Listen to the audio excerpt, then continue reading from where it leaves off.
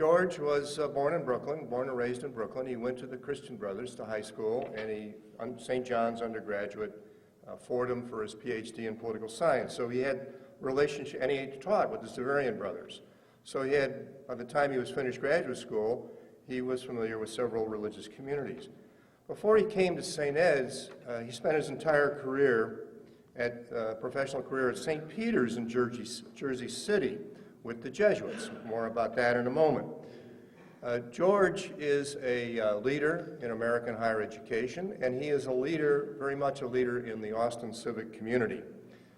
I was privileged to be serving as the board chair here when our president decided to move on to other opportunities, and our vice chair put together a terrific search committee composed of a cross-section of the university community. Our search firm, which served us extremely well, presented us with 65 credible candidates. Ultimately came up with 3 finalists. What impressed many of us on the committee was the fact that George had done just about everything at St. Peter's, from youngest faculty member to executive vice president, and had helped 2 Jesuits learn the lay of the land at St. Peter's in order to be president. We are eternally grateful to the Jesuits that they never made George the president of St. Peter's or any of their other institutions. To see what George has accomplished in the last 12 years, you just need to look around this campus, especially if you haven't been here for a while, and also explore the new and innovative programs that he has helped the academic community here develop, including cutting-edge programs in global education. No doubt for the people in this room this morning, George's greatest accomplishment, or one of his greatest accomplishments, has been the creation of the Holy Cross Institute at St. Edward's University. Working closely with Brother Stephen Walsh, he crafted an institution, perhaps a movement is a better word, to assure that Holy Cross educational charism, the charism of Blessed Basil Moreau, will be passed on to future generations of young men and women in North America and throughout the world. As Steve often said, and many of you have heard this, George gets it. At the press conference where we introduced George to the Austin community 12 years ago, a reporter asked me what the board expectation of George was, and I said to take us to the next level. You can all judge for yourself if he has accomplished that. Please help me welcome our colleague, Dr. George Martin.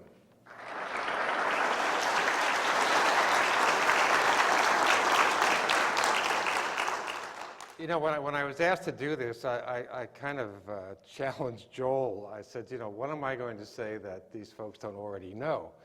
And so he convinced me I had all kinds of new and valuable things to say. And I surrendered and said I would do this talk. But as I thought about it, what I wanted to do was really to look at how it is that we as Holy Cross have available to us language, tradition, thinking, that can really assist us, each one of us in our own institutions, really with our own programs, to plan. And I thought that what I could do this morning is to introduce a way of planning that I think is not only consistent with Holy Cross, but actually in some ways predates, not in some ways, absolutely predates the way organizational theorists have conceived of planning. And to share the St. Edward's experience, but only as an illustration of something that I think is common to each and every one of our institutions. So what I want to do is to open up the talk with just about a 3-minute clip from the very famous I Have a Dream speech from Martin Luther King, Jr., and relate that to what we're going to be talking about later on. So let me run the video now. Only a fool would try to follow that, but here I But the King's speech is just a perfect example of laying out an agenda, which is really the agenda of the civil rights movement, with an expression of hope. He doesn't ignore problems, but he doesn't dwell on problems. What he does really is to offer an image of what the future of the country should be. And in offering that image, basically is addressing the problems, but almost as a secondary thing to the issues that the society was confronting. And he predates, in many, many ways, what we're going to talk about this morning, which is the variety of ways that organizations have to address future planning or strategic planning. All planning starts with an evaluation of the status quo.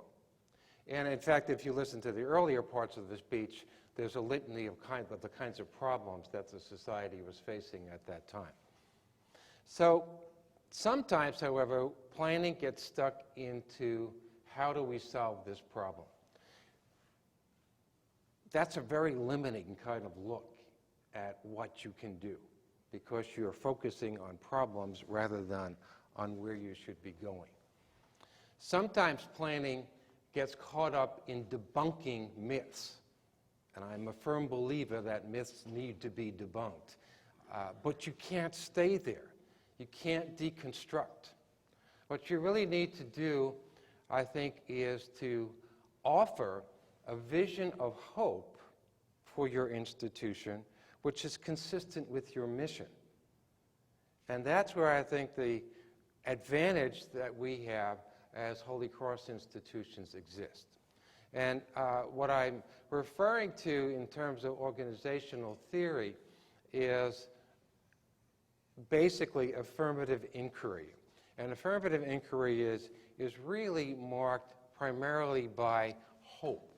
It's a process of hoping. It's an inclusive act. It basically works to expand the discourse by expanding the number of participants in the process.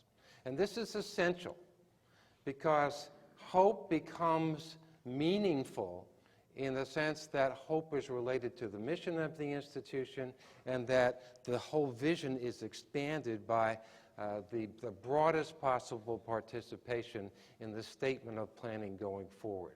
And what happens in that discourse or the dialogue is that what Ludemer calls a textured vocabulary of hope is created.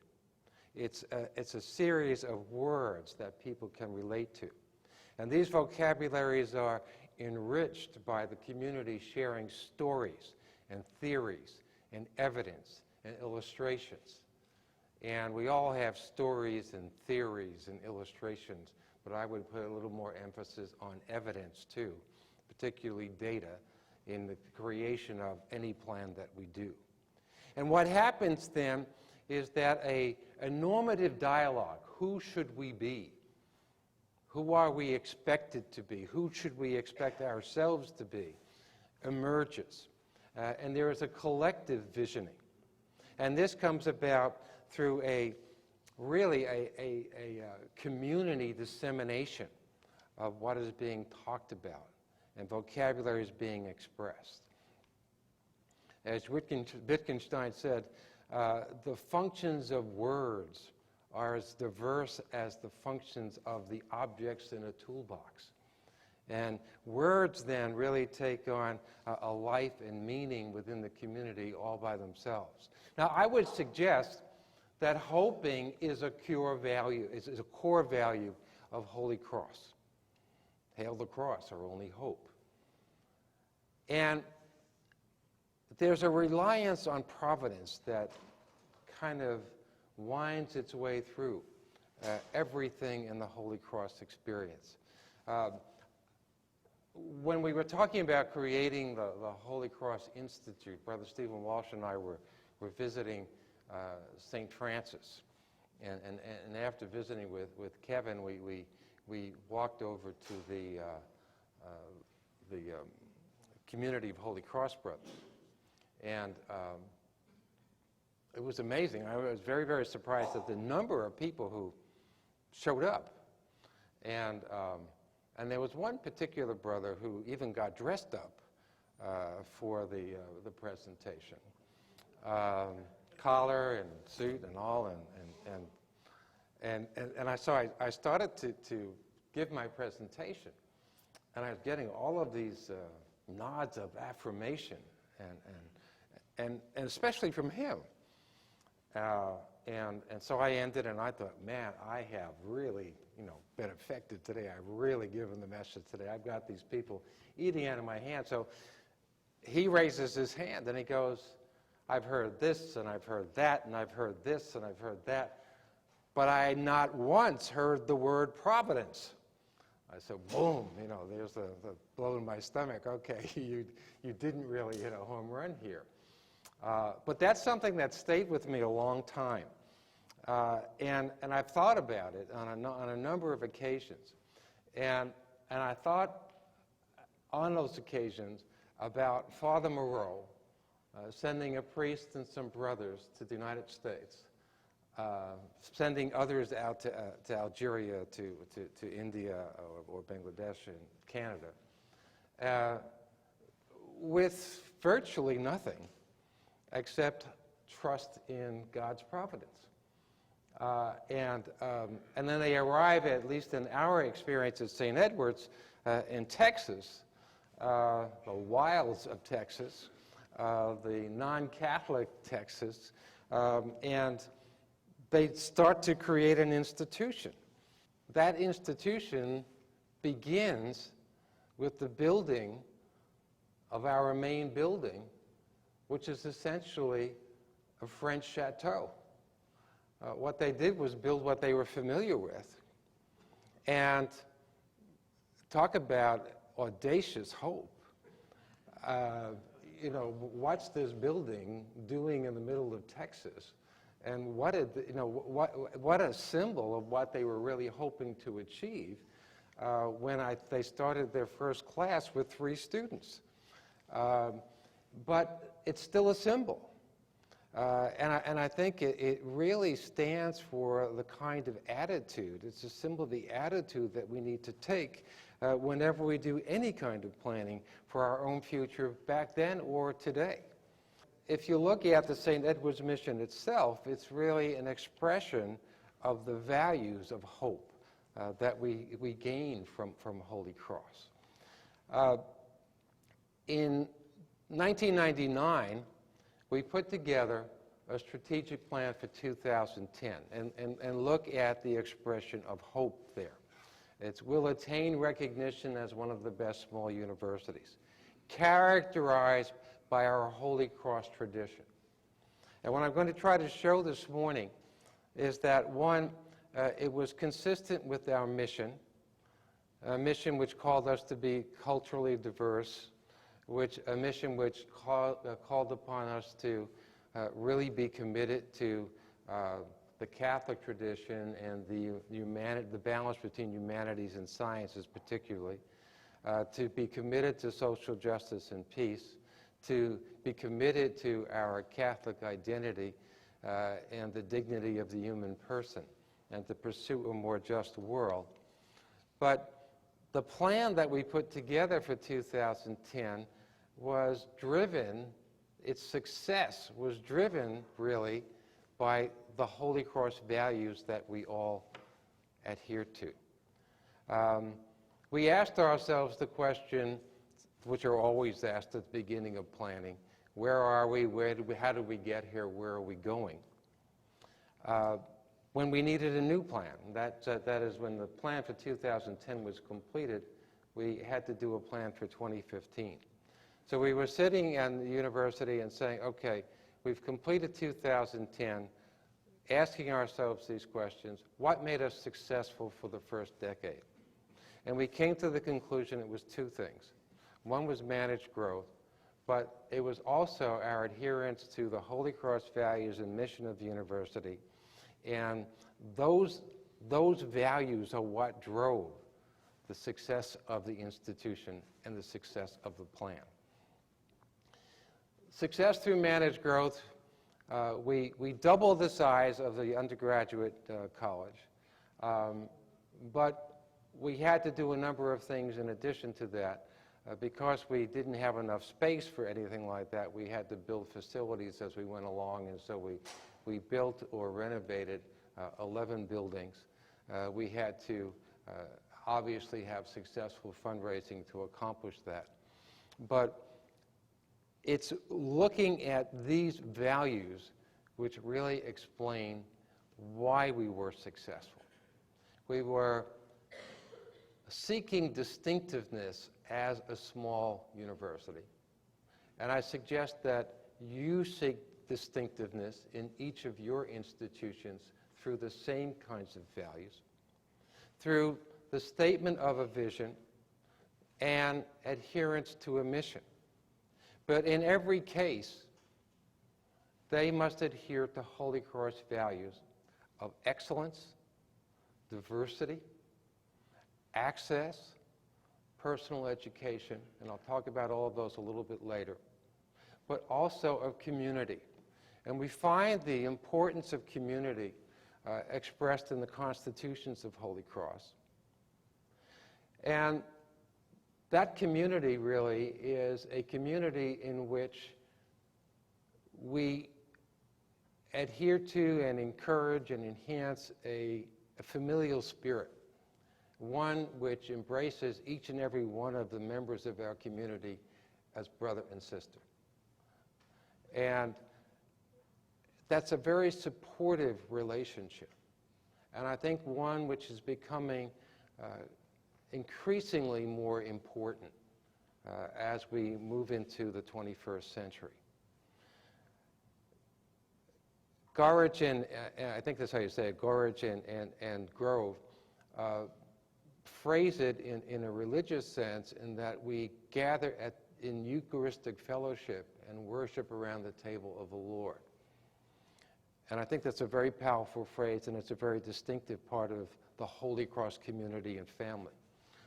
And I admire their book of reflections very much, but I also have to insert a little criticism here, in that they explain that their reflections are from the men of Holy Cross, which I thought a significant failing on their part. And I think they say, well, we stated it in the introduction, therefore it's okay. No, it's not okay. That makes it even worse. The fact is that we are a community of men and women and of lay and religious. And that's going to be so much more important for us as we go forward. So we need to acknowledge that and be more inclusive. And I think that part of the familial spirit has to be addressed very explicitly over and over again in our communities. And our communities must be communities that nurture. They must be communities that nurture because we are all about formation. Formation certainly at the secondary level and formation even at the university level. But we also must challenge our students to get out of their comfort zone, to start to acknowledge that some of the things they think they know aren't true, to acknowledge that they must really pursue excellence, each and every one of them themselves, and to create the atmosphere for them so that they can achieve at the highest level. And in creating that challenge, support them to reach the goal that we want them to reach. And I bring that up specifically because I think Holy Cross at times, because it's so caring about the individual, sometimes gets a little too nurturing and not sufficiently challenging. And I think that if we do that, we shortchange the students that we are trying to teach. And I think we need to keep that balance very, very much in mind as we go forward. There are other kinds of challenges too, but I think that that's one of the main things that we need to keep in mind. Now, each and every one of us needs to seek to be distinctively excellent. Now that, of course, has to do with the quality of our academic programs, and we must offer academic programs which, of course, offer the latest knowledge, the most current knowledge in any particular discipline or field. We must have competent teachers in our high schools. We must have competent faculty in our universities. And sometimes it's a different kind of set of skills and demands. There are different demands, I think, for faculty in high schools. There are different demands for faculty in a teaching university, and there are different demands for faculty in research universities. But I think that common to all of our faculty has to be a real commitment to teaching, or you cannot fulfill the Holy Cross mission, which is focused on the success of the student. We obviously also need the facilities that will enable us to do the kind of education that we hope to provide our students. And I think that students, being the center of what we do, really lead us to the question in any kind of planning, how well do we serve our students? We have to ask that question consistently over and over again, not only when we create a plan, but also when we measure whether or not the plan is being successfully accomplished. So just to give an illustration, when we do this at St. Edward's, we look at a number of things.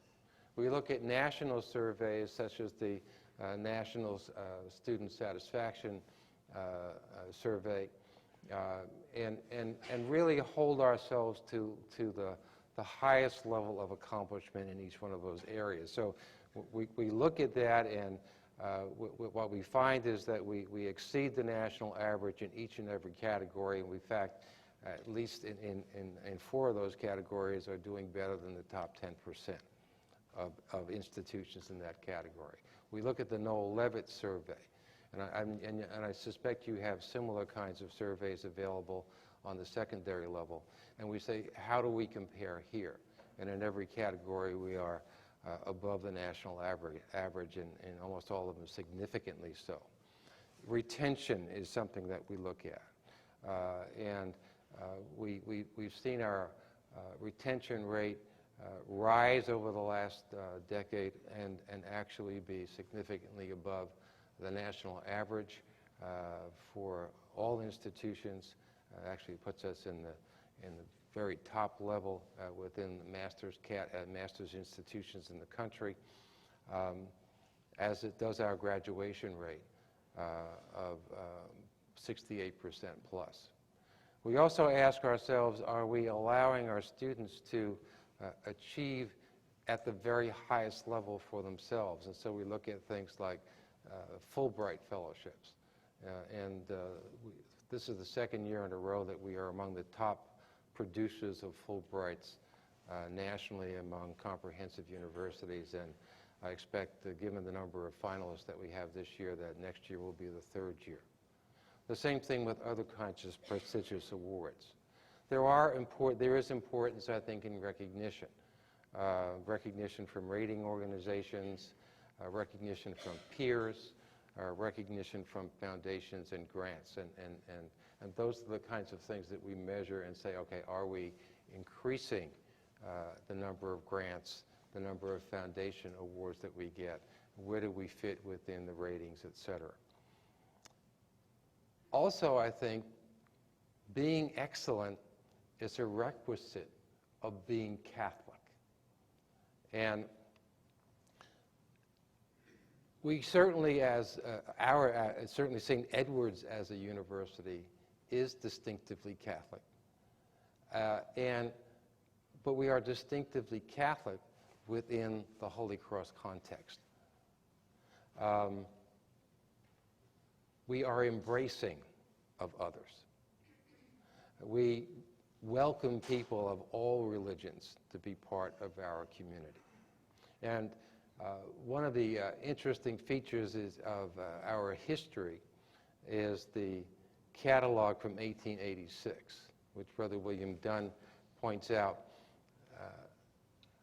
welcomed non-Catholics and promised, and you can see the quotes there, no interference with their religious convictions. And also the bulletin stated unequivocally, we don't proselytize. An extraordinary statement for 1886.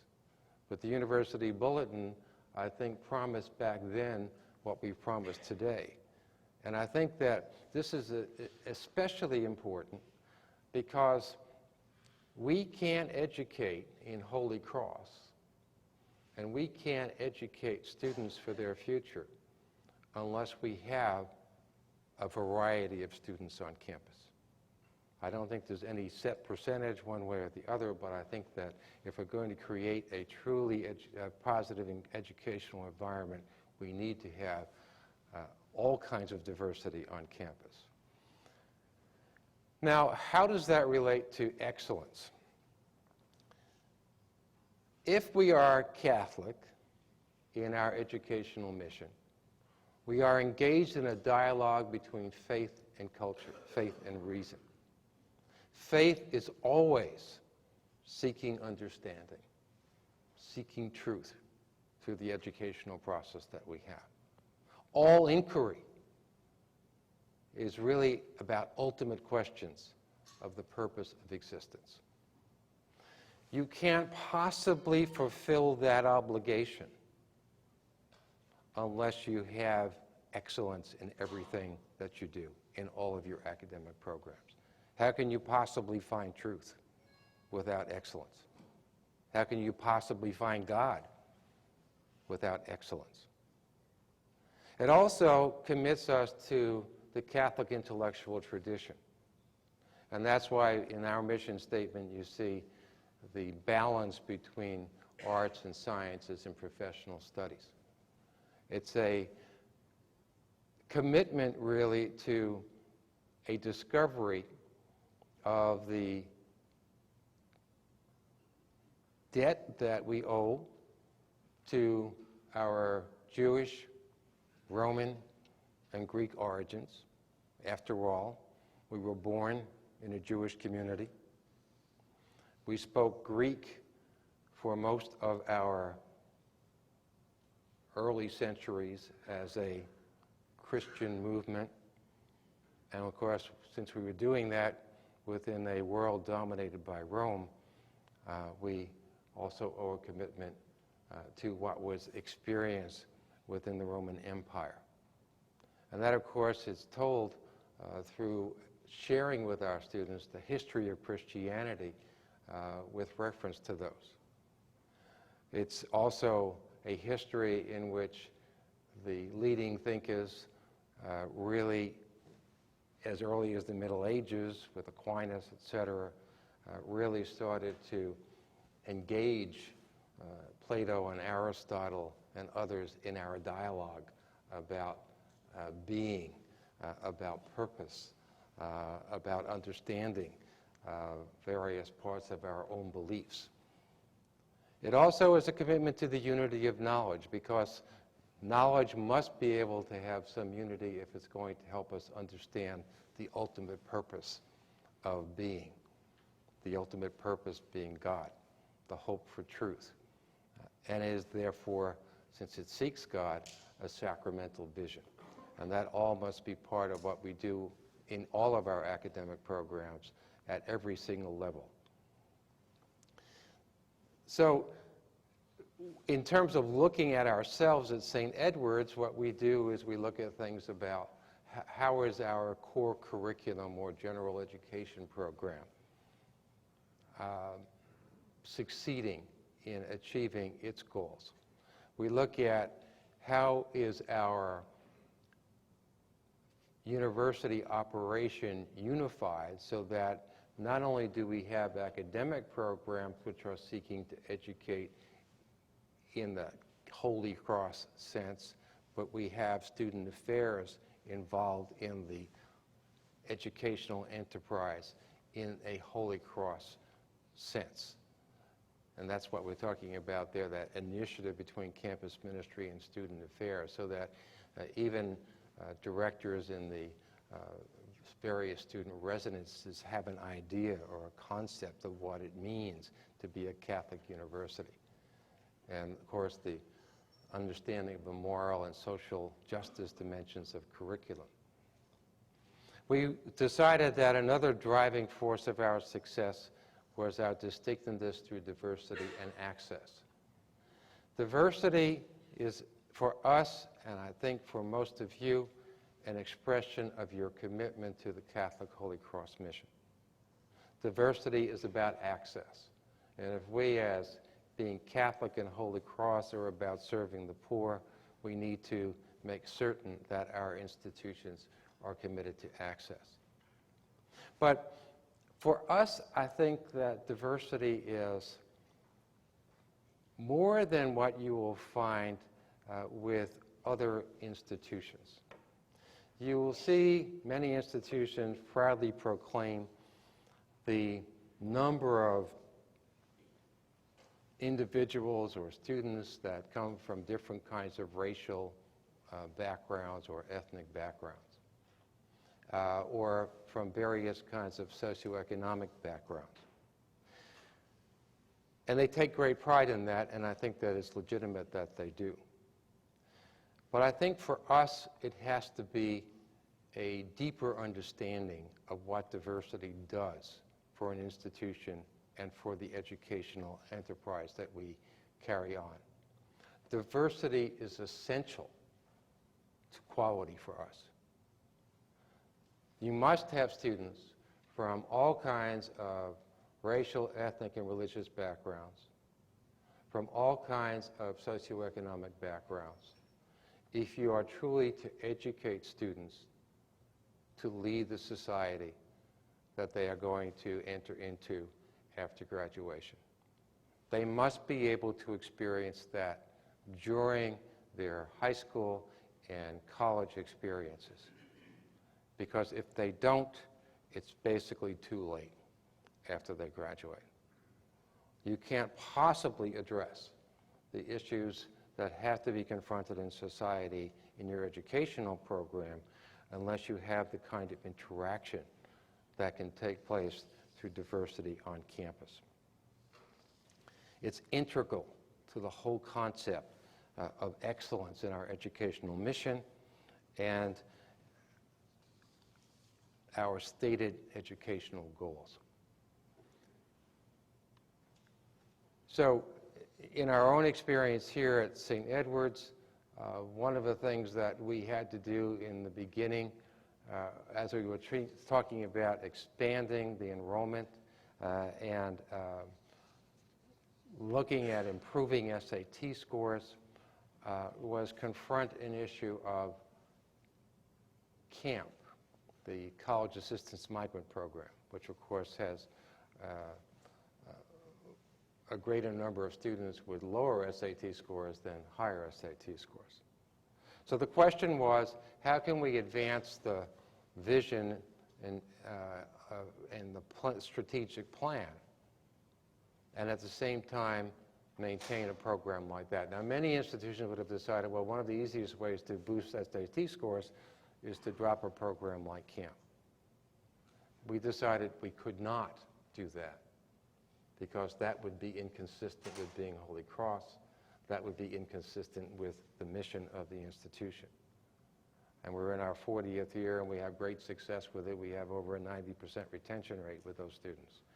But I think the point is that had we not had Holy Cross and mission to guide us in our planning and the implementation of the plan, that could have been lost. That understanding. And one of the points I want to make here is that if you keep relating your planning to Holy Cross values and the Holy Cross mission of your institution, you settle a lot of difficulties right off the bat. They never arise as questions, because you always have guidelines to carry you through the individual problem-solving issues that one faces on the day-to-day level rather than the long-term level. Holy Cross also brought to us another distinctive quality, which we think also was a reason for our success, and that is the personal educational experience that Holy Cross emphasizes. It emphasizes that through the concept of the dignity of the human person as created in the image of God. And that then really creates an educational undertaking in which there's a focus on individual potential, as well as respect and tolerance for others. It's a two-part process.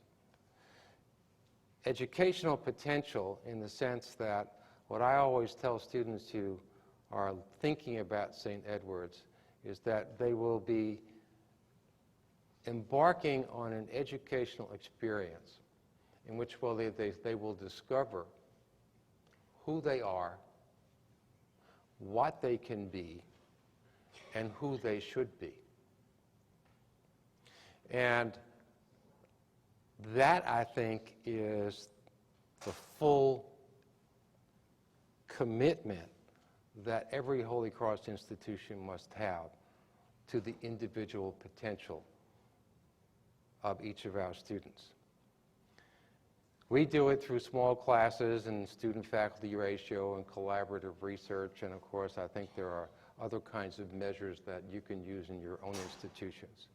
But in the end, the success of our education really depends upon whether or not it is holistic and whether or not each of our students completes a successful personal journey through that educational experience.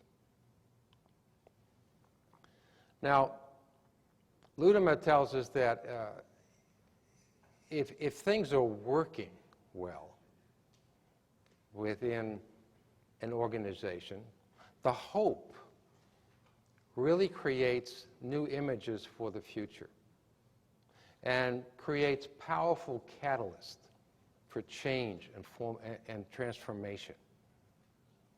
And we saw a lot of that as we progressed through our original strategic plan, and we still see that in our current plan for 2015. And let me just give you, this is what I call Confluence of Energies. Let me just give you an example of one way in which this happened. We started out with the plan that said that we needed to grow enrollment, and that, of course, started with the admission office. How do we strengthen the admission office, and how do we reach out more effectively to students in our market as well as create new markets? One of those groups that we looked at was Holy Cross students. And one of the reasons we were so concerned was that in 1999, we had one Holy Cross high school graduate in our student population. And we started to reach out with Moreau scholarships, which you all know about, so I won't describe them. And then we talked about creating the Holy Cross Institute. And then we started to have annual Holy Cross Institute convocations on campus. And then some of the headmasters and presidents who had students on campus as a result of the Moreau scholarships and the outreach, et cetera, started to visit with those students and ask them, well, you know, are they living up to what they said they were going to be? What kind of experience are you having here? And all of those things came together to create something new. So we have 20 students applying for admission next fall from Holy Cross schools. In fact, every Holy Cross institution in the country now has an applicant, at least I'm told. We now have 77 Holy Cross high school graduates in our student population. We have those students and some alumni and some of Holy Cross high schools have an annual dinner in which they celebrate their little sub-community within our larger community. We have Holy Cross connections worldwide thanks to the Holy Cross Institute. We have Holy Cross high school graduates in larger numbers. And we have a very, very different tone on the entire campus, because we have Holy Cross high school graduates increasingly playing leadership roles within student government and student organizations on campus. And it's very interesting to see how that has changed the quality of dialogue in the university. So, just a short while ago, we had a controversy on campus involving the treatment of gays and lesbians. And we had a kind of energetic conversation about it from various sources. But what really impressed me the most going through all of that was the student newspaper, and how students who were not sympathetic to the administration's position, which was kind of strange since the administration didn't really have a position on most of what was being talked about. But they were not sympathetic, but yet they were able to explain the positions of various groups on campus while coming up with their own opinion. And for the most part, they were students from Holy Cross high schools who understood Holy Cross mission before they got here. But I think that one of the real vital parts of that was that the students themselves, because they understand Holy Cross more, are able to educate their peers more. And it creates for, I think, a more fruitful dialogue about all kinds of issues that could arise on campus. So, after looking at the 2010 plan and saying that we needed to create a new plan, essentially what we did was create a plan for 2015 which extended the same kind of commitment to Holy Cross values that we had in the first plan. So the short statement for the strategic plan basically recommits us to the Holy Cross Catholic heritage of the institution, to excellence, and adds on we will be an international university with educational partners around the world. And the reason that we have done this is because we had to ask ourselves a new question in putting this new plan together. And that was, how can we better serve our students than we currently are? Again, Holy Cross and focus on students. And we came to the conclusion that the only way we could possibly educate students for the 21st century, the only way we could possibly educate students for their future, was to create an educational experience which introduced them to the kinds of opinions and attitudes and educational experiences that only could come about in a university which itself was international, which was working with partners around the world. And so we talked about, these are the five platforms, if you will, within the strategic plan. But let's look at the middle ones, that we're going to create an international learning community and an international climate on the Austin campus. And so what we've set about doing is creating programs with partners around the world, which will range everywhere from simple exchange programs to study abroad programs, to programs for international students who want to take their first year at St. Edward's at home, to allowing St. Edward's students who want to take their first year at St. Edward's abroad, to have them integrated in communities so that the typical bubble that surrounds students studying abroad can't exist, because our students live and study with international students overseas as well as here. And we also have dual degree programs and joint degree programs with our partner institutions, as well as global classrooms, which bring international faculty and international students to our campus through technology. So we have faculty from other parts of the world who will lecture in our classrooms through technology. We connect students through technology so that a classroom can take place addressing students in 2 or 3 different parts of the world at simultaneously, in real time, in high definition, where students can talk to students. And it's amazing to watch a classroom like this, because what you see is that culture and background really bring a totally different perspective to the kinds of problems that are addressed in the classroom. So I witnessed a class, for example, that was talking about genocide. And it was amazing to see the differences of definition in the definition of genocide that American students, French students, and North African students brought to the same concept. And you kind of see light bulbs go off, and they start to understand the way people think differently about the same kind of thing.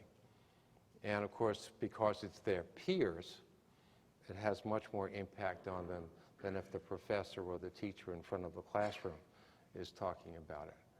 And so with our new library, we're going to be adding on 4 additional global classrooms so that we can expand that activity as we go forward.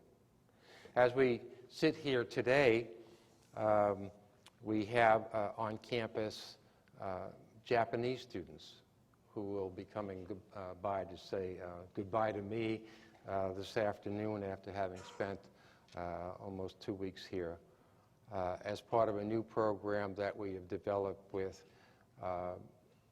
Asia Pacific University in Japan and the Catholic University of Korea, financed in part by a $3.7 million grant from the Japanese Ministry of Education.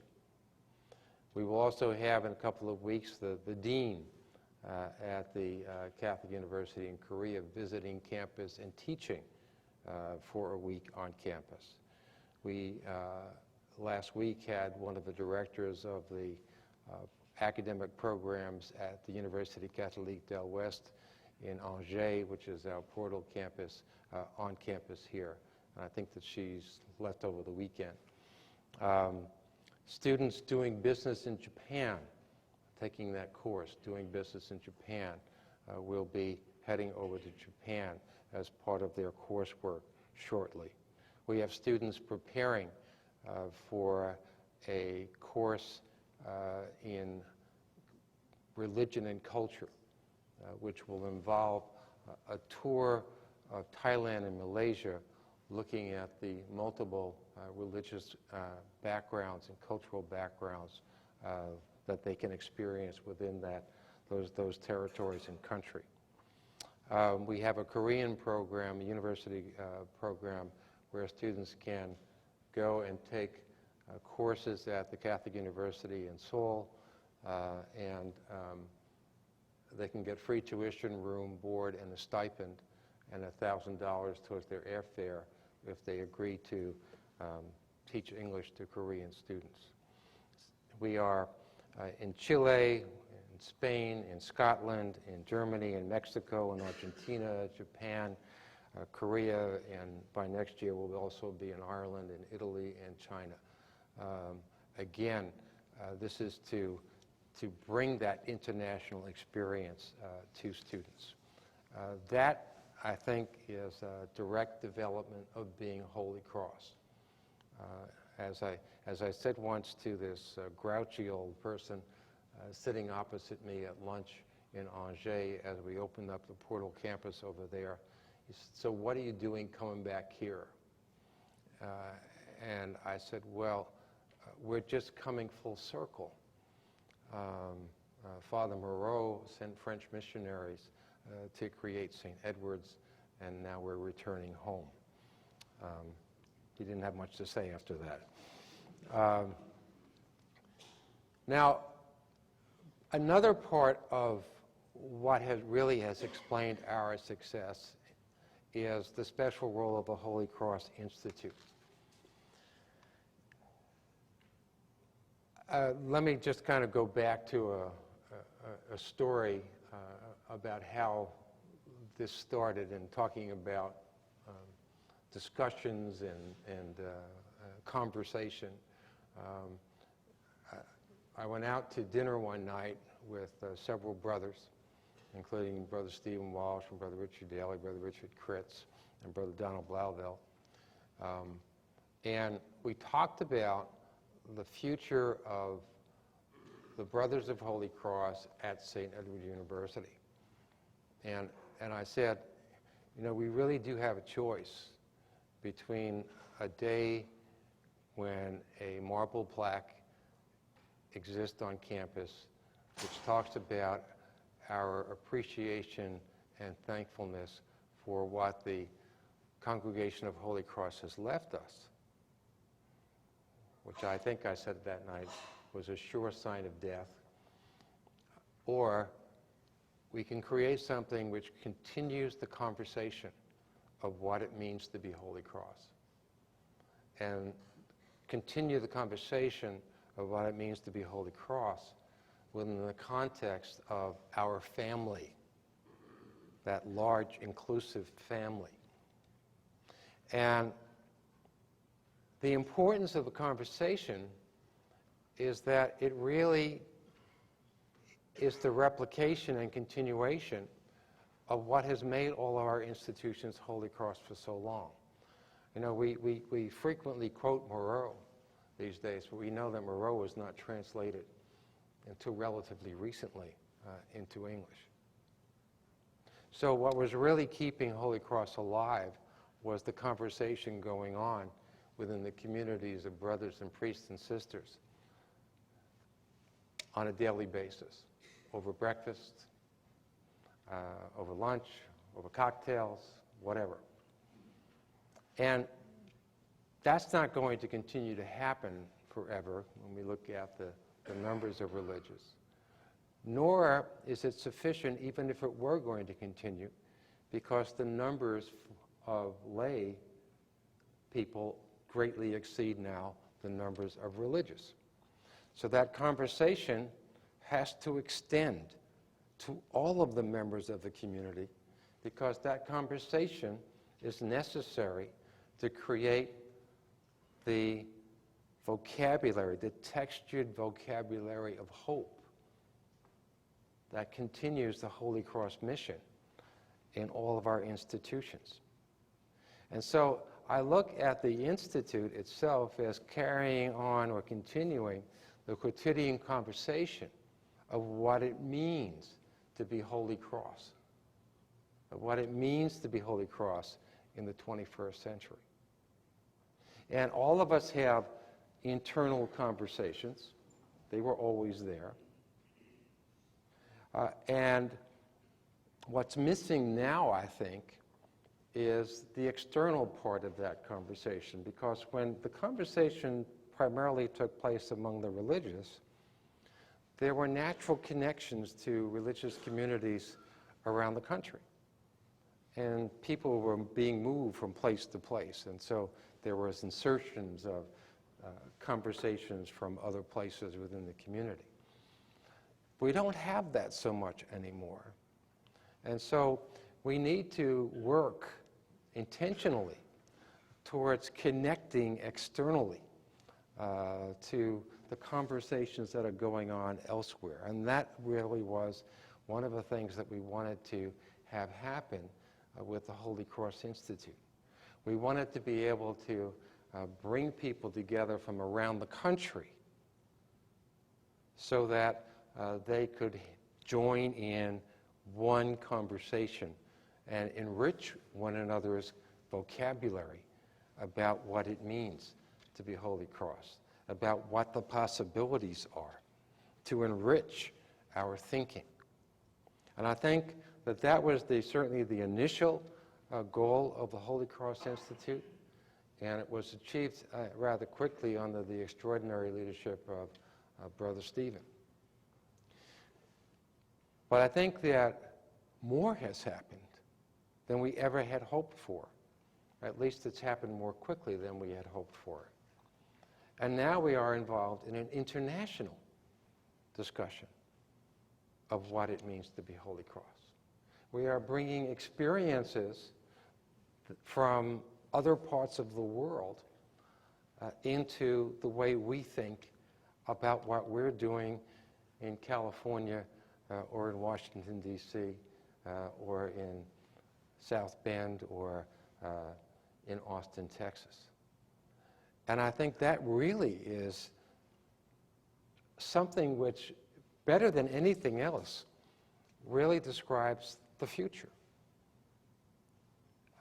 And so it's that engagement in a dialogue of hope about the future of Holy Cross, which I think is one of the extraordinary accomplishments already of the Holy Cross Institute. Of course, it must continue if you're really going to achieve our goal.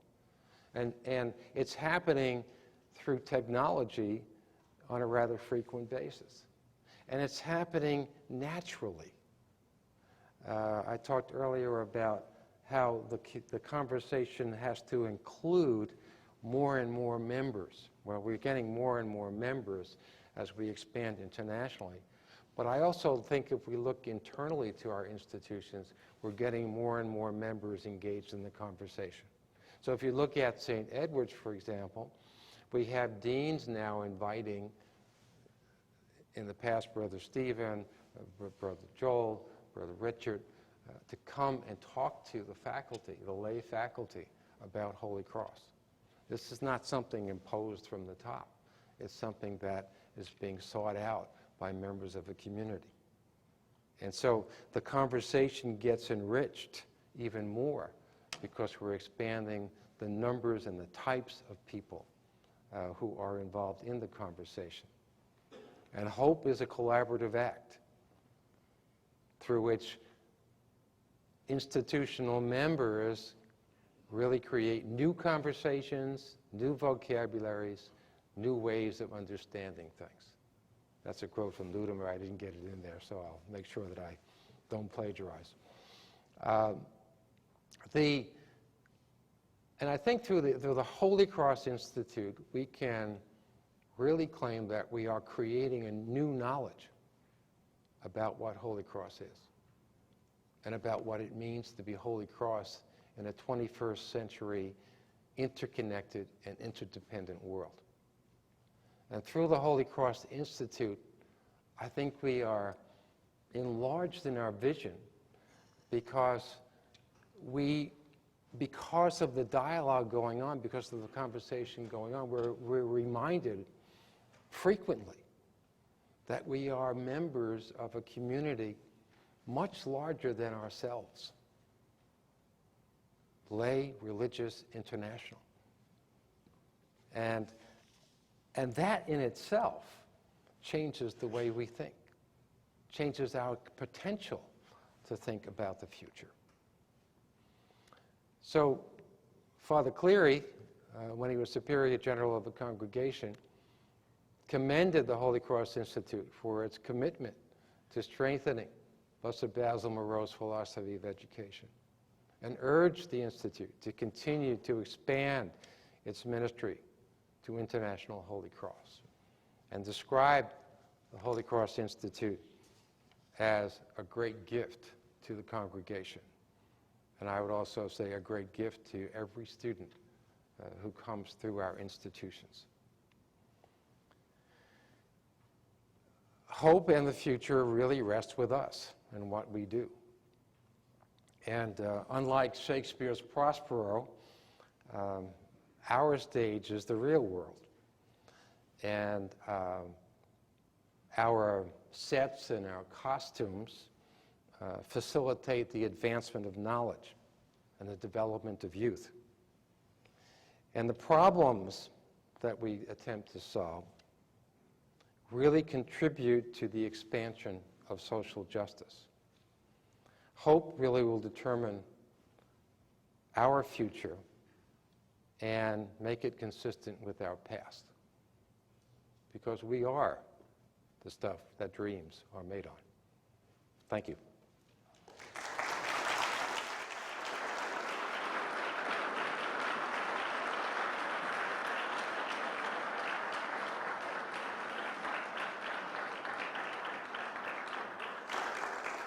So we have 2 microphones and 2 people who have agreed to run back and forth up the floor. So if you have any questions, I'd be happy to answer them. Catholic percentage of students here at St. Edward's, and what are your thoughts, 5-10 years from now as we look at the communities around our high schools and the change, and kind of ideas on the percentage of Catholic students required to maintain our Holy Cross, tradition and values? It's a little over half. Our Catholic population is a little over half. I think that the percentage of the student body that's Catholic is dependent on a number of things. First of all, the neighborhood you're in. If you have a lot of Catholics living around you, you can probably have a larger percentage. You probably might want to have a larger percentage. If you don't, then you're not going to have as large a percentage. I don't really know the answer to, is there any absolute percentage that one has to have? I know that there is an argument that you have to have at least a critical mass. I don't know what that critical mass is. I don't think that the Holy Cross mission, what we do, I don't think the Catholic education is limited to the religious background of the population that comes in. And the reason I say that is if we look at the accomplishments of inner-city Catholic elementary schools, which in some cases were, I say were because they're closing them, were predominantly non-Catholic. I think anybody would be hard-pressed to say that the Catholic, or if it was Holy Cross, Catholic Holy Cross mission of the institution was not being accomplished in that kind of atmosphere. But I don't really know the answer to that. Certainly, I don't think that we can accomplish our Catholic Holy Cross mission without having at least a portion of our population being non-Catholic, which of course is different, I think, than the thinking in the past. Dr. Martin, you talked a little bit in the beginning of your talk about how Holy Cross schools tend to be nourishing or nurturing, but we needed to be a little bit more challenging. Sometimes we don't challenge our students enough. And I often feel the same way because at our school, it's very much family-oriented. We talk about being family all the time, and we also talk about the need to be more challenging. So could you say a few words about that? Well, I've taught all kinds of students. I've taught very talented students, and I've taught students who needed a lot of make-up education for what didn't happen to them in the past. And I taught them in the same day, and I taught the same class to them in the same day, because they would be separated into 2 different groups. And I never found the students who were supposed to be less prepared to be lacking in intelligence or curiosity. It was more about bad habits and perhaps some information they didn't have as readily available to them as other students. But I did not have two different standards for those classes. I held both to the same standard. I expected the same level of accomplishment. And in my experience, both classes met the challenge. And I think that we serve our students best by presenting them with a challenge that makes them stretch, that is a challenge of aspiration. Now, I know there's another side to this. You know, forgive me, those of you who are chemists. This is what comes to mind immediately. You know, the chemistry teacher who decides to go in and demonstrate to students what they don't know. Yes, we can all devise tests which all students can fail, no matter how bright they are. But that's not education. So you've got to set, you know, a bar very high to stretch students, but don't, you know, stretch it so high that you know ahead of time that they're not going to be able to reach it. But my worry is that sometimes in trying to help and make students feel good and better, we don't really challenge them enough.